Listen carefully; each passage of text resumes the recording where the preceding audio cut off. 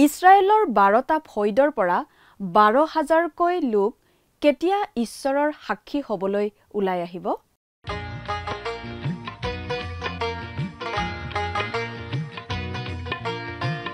আজিৰে পবিত্ৰ ক্ষণতে উজলি উঠা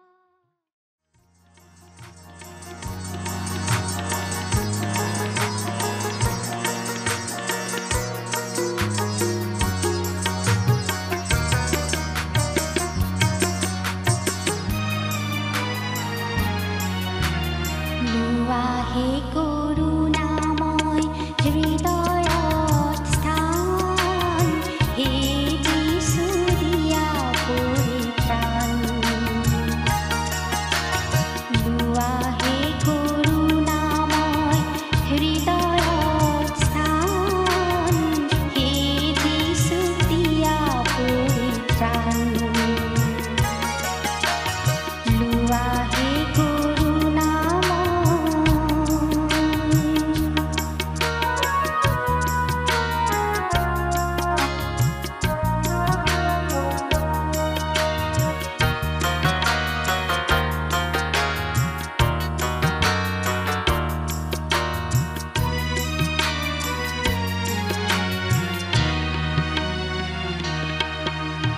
জগতে বখানে প্ৰভু তুমি দুখহাৰী, তুমি হে মুচিব পাৰা সকলো দুধাৰী।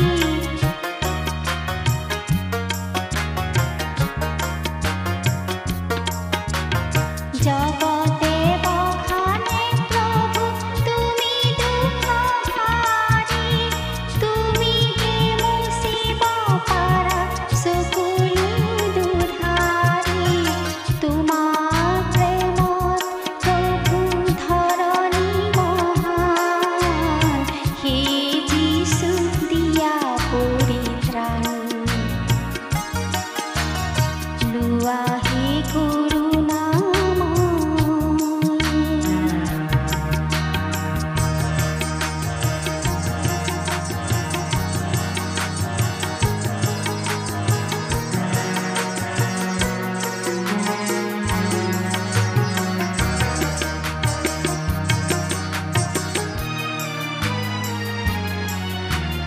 পাপৰ কালিমা লগা যিখনি ধৰণী, পাপৰ কালিমা লগা যিখনি ধৰণী, তোমাৰ প্ৰেমেৰে প্ৰভু কৰিলা শুৱনি, তোমাৰ প্ৰেমেৰে প্ৰভু কৰিলা শুৱনি।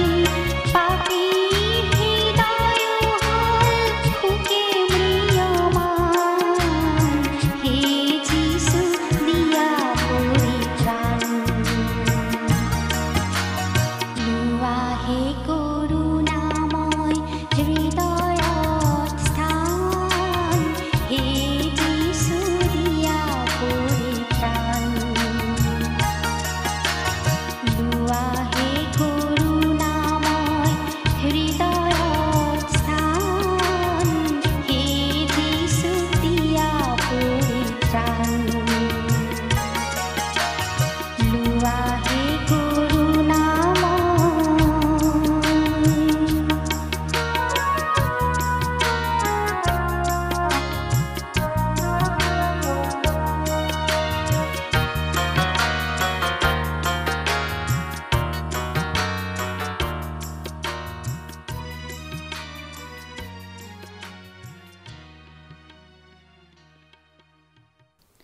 নমস্কাৰ, আমাৰ ভক্তিবচন অনুষ্ঠানলৈ আপোনাক স্বাগতম জনাইছোঁ। খ্ৰীষ্টীয় বিশ্বাসী লোকসকলৰ বাবে বিশেষভাৱে প্ৰস্তুত কৰা এই ভক্তিবচন অনুষ্ঠানটো হৈছে বাইবেল অধ্যয়নৰ ধাৰাবাহিক অসমীয়া অনুষ্ঠান।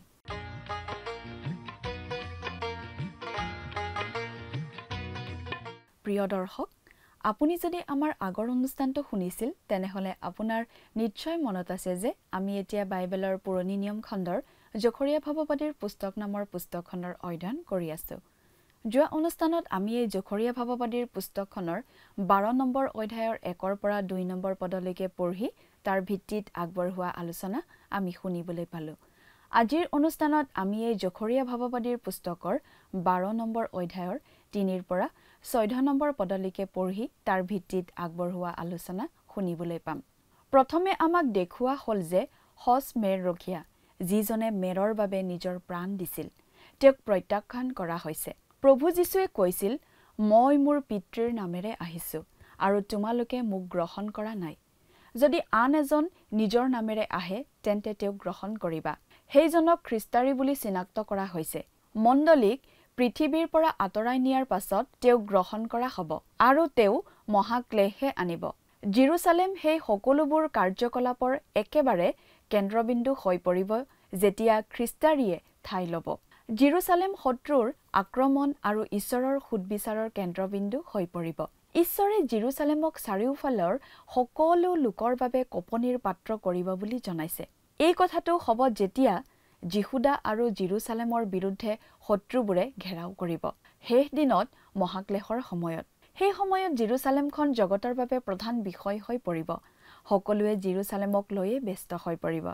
ঈশ্বৰে জনাইছে যে সেই সময়ত তেওঁ জেৰুচালেমক সকলো লোকৰ বাবে গধুৰ শিলৰ বোজা যেন কৰিব।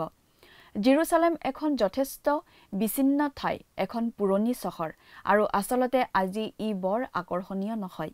ইয়াত ইমানবোৰ চিন আছে, তাৰ বেছিভাগেই হয়তো আমাৰ বাবে পবিত্ৰ আৰু অৰ্থপূৰ্ণ। কিন্তু তথাপি জেৰুচালেমতকৈ ভাল লগা আমাৰ বহু ঠাই আছে। অৱশ্যে জেৰুচালেম আমাৰ ভাল লাগে কাৰণ বাইবেলৰ সৈতে চিনাক্ত কৰা বহুতো চাব পৰা বস্তু তাত আছে। কিন্তু শেষ দিনত এই ঠাইখন অতি বিশিষ্ট আৰু তাৎপৰ্যপূৰ্ণ হৈ পৰিব। যদিও আজিও সেই চহৰখন যথেষ্ট বিবাদিতল হৈ পৰিছে, কিন্তু আমি ভাৱবাণী ফলিওৱা এতিয়ালৈকে দেখা নাই। এইটো এতিয়াও ভৱিষ্যতৰ। আমি এতিয়া যি দেখিছোঁ সেইটো ভৱিষ্যতে যি হ'ব তাৰ তুলনাত একোৱেই নহয়। প্ৰিয় দৰ্শক, কথাবোৰ অধিক বহলাই চাবলৈ আহকচোন। এতিয়া আমি মূল আলোচনাটোৰ মাজলৈ আগবাঢ়ি যাওঁ। আমাৰ মহান ত্ৰাণকৰ্তা প্ৰভু যীশুখ্ৰীষ্টৰ নামত নমস্কাৰ। প্ৰিয় শ্ৰোতা, এই জখৰীয়া ভাৱবাদীৰ পুস্তকৰ 12 নম্বৰ অধ্যায়ত আমি শেষ কালত অৰ্থাৎ মহাক্লেশৰ সময়ত ঘটিবলগীয়া কথা কিছুমান পাওঁ। আমি পাইছিলোঁ যে খ্ৰীষ্টাৰীৰ যেতিয়া আগমন হ'ব তেতিয়া পৃথিৱীত মহাক্লেশৰ সূত্ৰপাত হ'ব। খ্ৰীষ্টাৰীৰ নেতৃত্বত শত্ৰুবোৰে আহি জেৰুচালেম অৱৰোধ কৰিবহি। এতিয়া বাইবেলৰ পৰা পাঠ কৰি দিব খুজিছোঁ।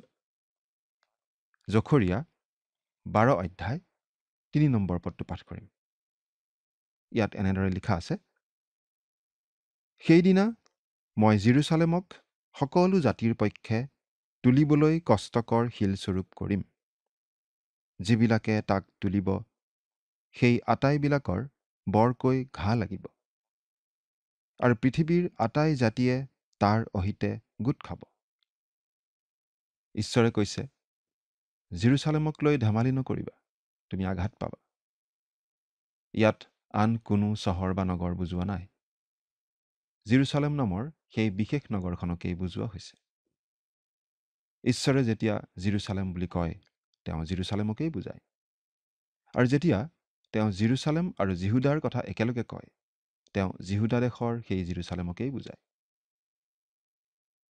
সেইদিনা মই জেৰুচালেমক সকলো জাতিৰ পক্ষে তুলিবলৈ কষ্টকৰ শিলস্বৰূপ কৰিম। এইটো অলপ আচৰিত যেন লাগে, কাৰণ জেৰুচালেম এখন নিসংগ নগৰৰ নিচিনা, এখন পুৰণি নগৰ, আৰু আজি এইখন বিশেষ একো আকৰ্ষণীয় ঠাইও নহয়। যদিও ইয়াত বহুতো পবিত্ৰ ঠাই আছে, আমি এই ঠাইতকৈ আন কিছুমান ঠাইহে বেছি পচন্দ কৰিম। অৱশ্যে জেৰুচালেমলৈ গৈ আমাৰ ভাল লাগিব এই কাৰণেই, কাৰণ বাইবেলত উল্লেখ থকা বহুতো ঠাই আমি তাত দেখিবলৈ পাম। কিন্তু এই ঠাইখননো শেষকালত ইমান গুৰুত্বপূৰ্ণ কিয় হ'ব? আচলতে এতিয়াও এই ঠাইখন বলে নোৱাৰা গধুৰ শিল যেনেই হৈ আছে। কিন্তু এই ভাৱবাণী এতিয়াও ফলিওৱা নাই, এই বুলি আমি ভাবোঁ। এই ভাৱবাণীটো অৱশ্যে ভৱিষ্যতে ঘটিবলগীয়া কিছুমান ঘটনাৰ অংশ বিশেষ। ঈশ্বৰে ইয়াত কোনো কথা বঢ়াই কোৱা নাই। অতিৰঞ্জিত কৰি কোৱা নাই। জেৰুচালেম সঁচাকৈয়ে জাতিবোৰৰ নিমিত্তে দাঙিব নোৱাৰা শিলস্বৰূপ হ'ব। আমি জানো এই নগৰখনত হাত দিবলৈ যোৱা বহুতো বিখ্যাত সাম্ৰাজ্য বা দেশ আজি লুপ্তপ্ৰায় হৈ গৈছে। কিন্তু ভৱিষ্যতে যি ঘটিব তাৰ তুলনাত সেয়া একোৱেই নহয়। ঈশ্বৰে কৈছে, সেই ঠাইত হাত নিদিবা, সেই ঠাই মইহে চলাই আছো। এতিয়া 4 নম্বৰ পদটো পাঠ কৰি দিছোঁ। জিহুৱাই কৈছে, সেইদিনা মই আঘাত কৰি প্ৰত্যেক ঘোঁৰাক ভয় লগাম, তাত উঠাজনক বলিয়া কৰিম। মই জিহুদা বংশলৈ মোৰ চকু মুকলি কৰিম, কিন্তু জাতিবিলাকৰ প্ৰত্যেক ঘোঁৰাক আঘাত কৰি কণা কৰিম। আকৌ ঈশ্বৰে কৈছে, সেইদিনা। এই শব্দকেইটা আমি বাৰে বাৰে পাই থাকিম। সেইদিনা মানে ভৱিষ্যতে আহিবলগীয়া জিহুৱাৰ দিন, প্ৰভুৰ দিন। ঘোঁৰাই যুদ্ধক বুজায়। যেতিয়া ঘোঁৰাটো কণা হয় আৰু তাত উঠি থকা লোকজন পাগল হয়, তেতিয়া নিশ্চয় ভীষণ খেলিমেলি হ'ব। ইয়াত ঈশ্বৰে এই বুলি কৈছে যে যেতিয়া শত্ৰুবোৰ জেৰুচালেমৰ বিৰুদ্ধে আহিব, তেওঁ সেইবিলাকক একো কাম নোহোৱা কৰি পেলাব। 5 নম্বৰ পদটো পঢ়ি দিছোঁ। আৰু জিহুদাৰ প্ৰধানবিলাকে নিজ নিজ মনতে ক'ব, জেৰুচালেম নিবাসীবিলাক তেওঁবিলাকৰ ঈশ্বৰ, বাহিনীবিলাকৰ জিহুৱাৰ সহায়ত মোৰ বল। সেইদিনা জেৰুচালেম হ'ব এই পৃথিৱীত থকা ঈশ্বৰৰ লোকবিলাকৰ বাবে আশ্ৰয়স্থলী। খ্ৰীষ্টাৰীৰ প্ৰভাৱতেই সকলো পিনৰ পৰা শত্ৰুবোৰ আহি জেৰুচালেম অৱৰোধ কৰিবহি। কিন্তু তেতিয়া ঈশ্বৰে নিজে হস্তক্ষেপ কৰিব। কিন্তু ইছৰাইলীয়া লোকবিলাকে ঈশ্বৰক প্ৰত্যাখ্যান কৰা স্বত্তেও ঈশ্বৰেনো কিয় তেওঁবিলাকৰ হৈ হস্তক্ষেপ কৰিব? এই প্ৰশ্নটোৰ উত্তৰ আমি পাছৰ শাস্ত্ৰাংশতেই পাম। 6 নম্বৰ পদটো পাঠ কৰি দিছোঁ। সেইদিনা মই জিহুদাৰ প্ৰধানবিলাকক খৰিৰ মাজত থকা জুই ধৰা পাত্ৰ আৰু ডাঙৰিবোৰৰ মাজত জ্বলাই থোৱা আৰিয়াৰ নিচিনা কৰিম। তেওঁবিলাকে সোঁ আৰু বাওঁফালে চাৰিওকাষে আটাই জাতিক গ্ৰাস কৰিব আৰু জেৰুচালেমে পুনৰাই নিজ ঠাই জেৰুচালেমতেই বাস কৰিব। আমি আকৌ মনত পেলাই দিব খুজিছোঁ যে আমি ইয়াত জেৰুচালেমৰ কথাই আলোচনা কৰি আছোঁ, আন কোনো ঠাই নহয়। জিহুদা দেশৰ সেই জেৰুচালেম নগৰ সঠিক ভৌগোলিক ঠাইডোখৰ। ঈশ্বৰে ইতিমধ্যেই জিহুদা আৰু জেৰুচালেম বুলি উল্লেখ কৰিছে, সেইটো তেওঁ আকৌ কৰিব। 7 নম্বৰ পদটো পঢ়ি দিছোঁ। দায়ুদ বংশৰ আৰু জেৰুচালেম নিবাসীবিলাকৰ শ্ৰী জিহুদাতকৈ বৰ বুলি বিবেচিত নহ'বৰ নিমিত্তে জিহুৱাই জিহুদাৰ তম্বুবোৰ প্ৰথমে ৰক্ষা কৰিব। আন কথাত ক'বলৈ গ'লে জেৰুচালেমে সেই দেশৰ আন আন ঠাইবোৰক অলপ অৱজ্ঞাৰ দৃষ্টিৰে চাব পাৰে। আমি এই কথা জানো যে একেখন দেশৰেই কোনো কোনো ঠাইৰ মানুহে আন ঠাইৰ মানুহক অলপ অৱজ্ঞাৰ ভাৱেৰে চাব পাৰে। কোনো কোনো ঠাইৰ মানুহ যেন শিক্ষিত নহয়, একো নাজানে, এনেকুৱা ভাৱ কিছুমান মানুহে নেদেখুৱায়নে বাৰু? আনৰ কথা হ'লে নাজানো, আপোনালোকৰ আগত কথা কৈ থকা এই অধমৰ তেনেকুৱা অভিজ্ঞতা ইতিমধ্যে হৈছে। অধ্যয়নৰ বাবে, উচ্চ শিক্ষাৰ বাবে নিজৰ প্ৰদেশৰ পৰা আন প্ৰদেশলৈ যাওঁতে এই অধমে অনুভৱ কৰিছিলোঁ যে আমাৰ প্ৰদেশখনৰ লোকসকলক কিছুমান ঠাইৰ লোকে একেবাৰে পিছপৰা অশিক্ষিত লোক বুলি ভাবি থাকে। পৃথিৱীৰ সকলো দেশতে এই সমস্যাটো আছে। এইটো মানুহৰ এটা স্বভাৱ, নিজক আনতকৈ ভাল বুলি ভাবিব খোজে। ইয়াত জকৰীয়া ভাৱবাদীয়ে কৈছে, ঈশ্বৰে যদি প্ৰথমতে জেৰুচালেম আৰু দায়ুদৰ ফৈদক দেখা দিয়ে, তেন্তে তেওঁলোকে জিহুদাৰ আন আন অংশক অৱজ্ঞা কৰিব। কিন্তু ঈশ্বৰে কৈছে, মই প্ৰথমতে জিহুদাৰ তম্বুবোৰ ৰক্ষা কৰিম। আমি মনত ৰখা উচিত প্ৰভু যীশুৱে কোৱা এই কথা। পাঠ কৰি দিছোঁ। কিন্তু আগ হোৱাবিলাকৰ অনেক পাছ হ'ব আৰু পাছ হোৱাবিলাক আগ হ'ব। মথিয়া লিখা শুভবাৰ্তা 19 অধ্যায় 30 নম্বৰ পদ। প্ৰিয় শ্ৰোতা, আমি যেতিয়া স্বৰ্গলৈ যাম আমি অলপ আচৰিত হ'ম। কেতিয়াও স্বৰ্গত স্থান নাপাব বুলি আমি ভাবি থকা কোনো লোকক হয়তো আমি স্বৰ্গত দেখি আচৰিত হ'ম।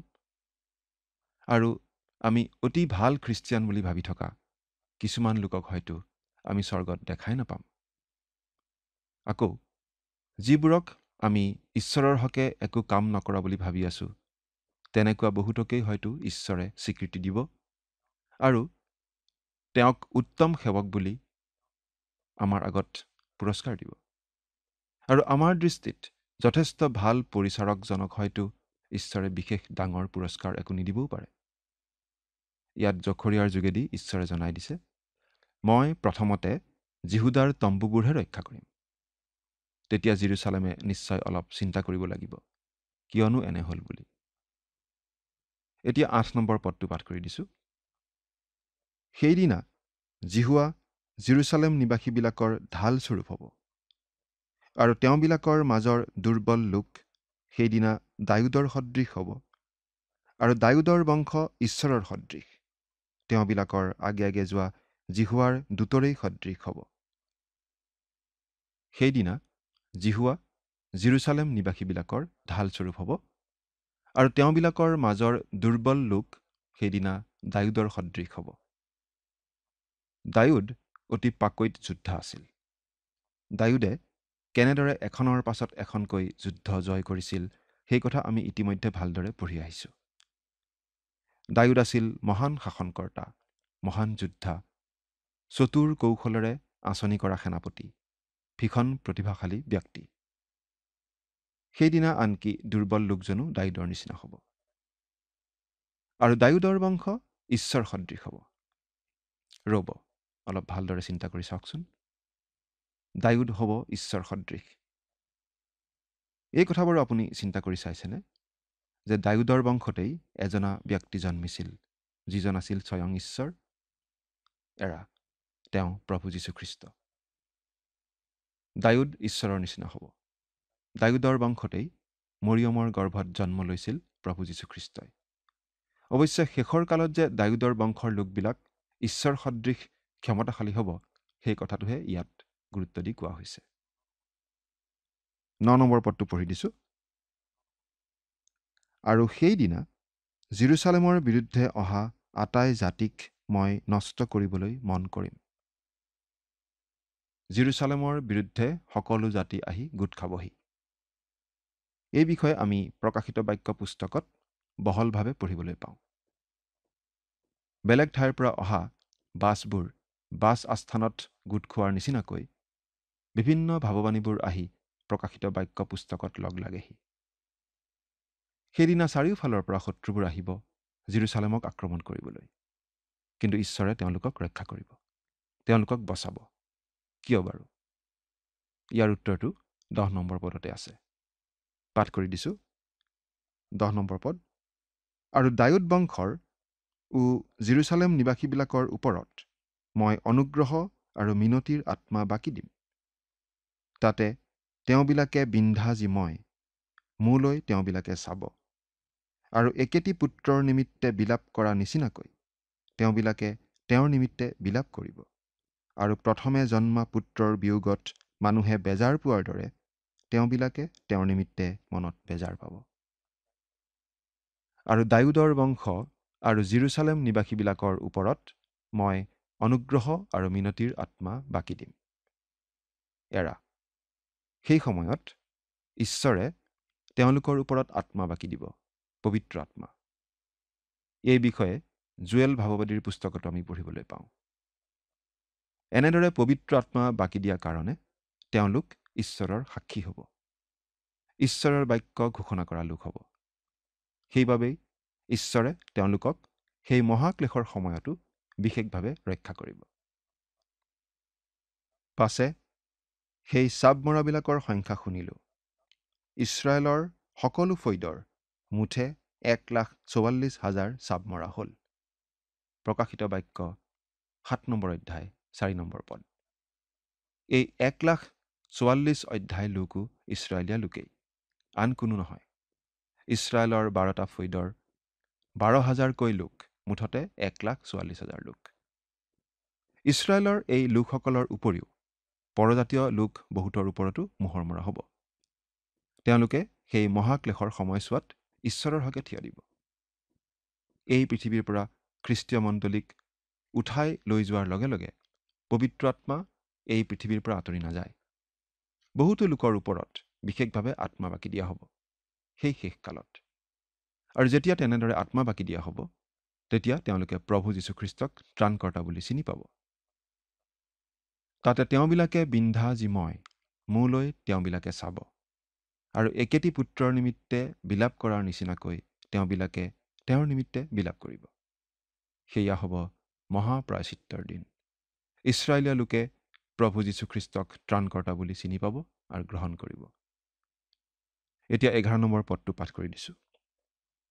মগিদ্দন সমথলৰ হদদ ৰিম্মোনত কৰা বিলাপৰ নিচিনাকৈ জেৰুচালেমত সেইদিনা মহাবিলাপ হ'ব। সেইদিনা অৰ্থাৎ সেই বিশেষ কালত, প্ৰভুৰ দিনত এই পৃথিৱীৰ পৰা খ্ৰীষ্টীয় মণ্ডলীক উত্তোলিত কৰি নিয়াৰ লগে লগে প্ৰভুৰ দিনৰ আৰম্ভণি হ'ব।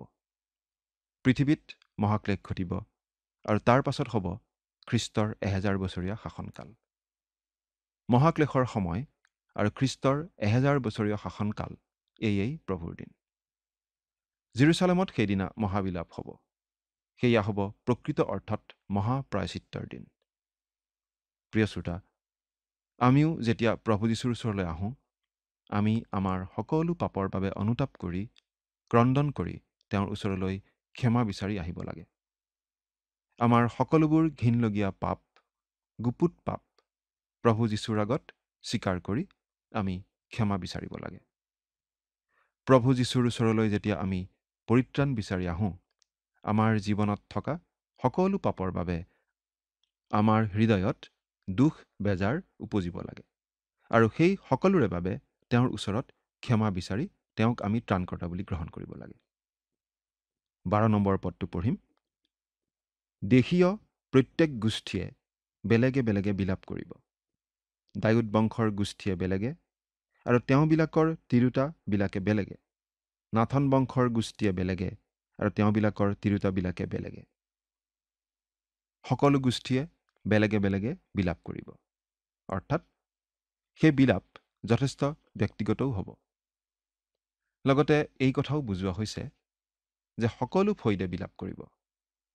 অৰ্থাৎ গোটেই ইছৰাইল জাতিৰ লোকেই বিলাপ কৰিব। প্ৰিয় শ্ৰোতা, আজি আমাৰ মাজতো এনেকুৱা ধৰণৰ বিলাপ, অনুশোচনাৰ বিলাপৰ প্ৰয়োজন আছে।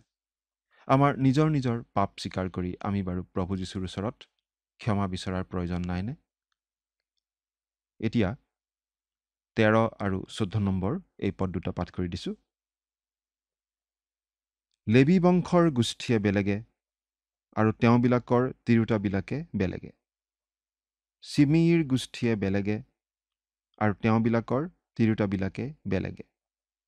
অৱশিষ্ট আটাই গোষ্ঠীৰ মাজত এক এক গোষ্ঠীয়ে বেলেগে, আৰু তেওঁবিলাকৰ তিৰোতাবিলাকে বেলেগে বেলেগে বিলাপ কৰিব। অৰ্থাৎ সেইদিনা মহাবিলাপ হ'ব। তেওঁলোকেনো কি এনে ভয়ংকৰ পাপ কৰিলে যে তাৰ কাৰণে এনেদৰে বিলাপ কৰিব? তেওঁলোকে তেওঁলোকৰ মছিহক অৰ্থাৎ প্ৰভু যীশুখ্ৰীষ্টক তেওঁৰ প্ৰথম আগমনৰ সময়ত প্ৰত্যাখ্যান কৰিলে। তেওঁলোকে তেওঁক বিক্ৰী কৰিলে। তেওঁক ক্ৰুচত দি বধ কৰিবলৈ শত্ৰুৰ হাতত গতাই দিলে। প্ৰিয় শ্ৰোতা, সেইবাবেই তেওঁলোকে এনেদৰে বিলাপ কৰিব। কাৰণ তেওঁলোকৰ ওপৰত ঈশ্বৰৰ আত্মা বাকি দিয়া হ'ব। তেওঁলোকে প্ৰভু যীশুক চিনি পাব, আৰু তেওঁলোকে ইতিমধ্যে কৰি অহা সেই ভুলৰ কথা অনুভৱ কৰি তেওঁলোকে এনেদৰে বিলাপ কৰিব। তেওঁলোক সকলোৱেই প্ৰভু যীশুক চিনি পাব আৰু গ্ৰহণ কৰিব। প্ৰভু যীশু আকৌ আহিব। তেতিয়া তেওঁ আহিব পৰাক্ৰমী ৰজা হিচাপে। তেতিয়া তেওঁক প্ৰত্যাখ্যান কৰা লোকসকলৰ কি অৱস্থা হ'ব ভাবি চাওকচোন। সেয়েহে আজি প্ৰভু যীশুৰ মাত শুনিলে আপোনাৰ হৃদয় কঠিন নকৰিব।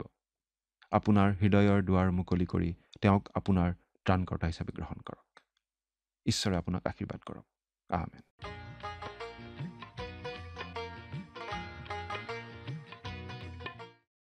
কেৱল এই জখৰিয়াৰ ভাৱবাণীতেই নহয়, জুৱেল ভাৱবাদীৰ ভাৱবাণীটো ঈশ্বৰে স্পষ্ট কৰি দিছে যে তেওঁ ইছৰাইলীয়াসকলৰ ওপৰত অনুগ্ৰহৰ আত্মা অৰ্থাৎ পবিত্ৰ আত্মা ঢালি দিব সেই শেষ কালত। তেওঁলোকৰ ওপৰত আহিবলগীয়া পবিত্ৰ আত্মাৰ এই প্ৰৱাহৰ বাবে তেওঁলোক তেওঁৰ সাক্ষী হ'ব আৰু তেওঁ মহাক্লেশৰ সময়ছোৱাত তেওঁলোকক ৰক্ষা কৰিব।